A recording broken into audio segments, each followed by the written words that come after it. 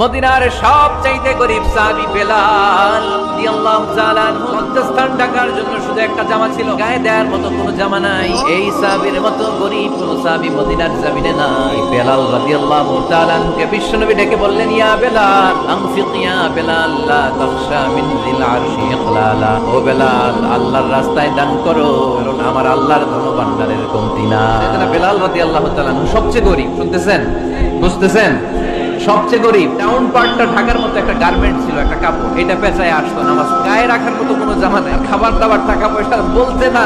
ওই সাহাবীর বিষ্ণু ইসলাম বললেন, আনফিক বেলাল, বেলাল তুমিও দান করো, তুমিও দাও, দানের হাতকে প্রশস্ত করে দাও। আনফিক ইয়া ইবনা আদম উনফিক আলাইক, হে বনি আদম দাও, দিলে আমি তোমারে দেব। যারা দান করে বেশি তাদেরকে দেয় কে?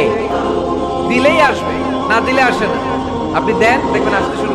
এটাই সিস্টেম। দিলে কমে না, না দিলে কমে। সুবহানাল্লাহ পড়ে।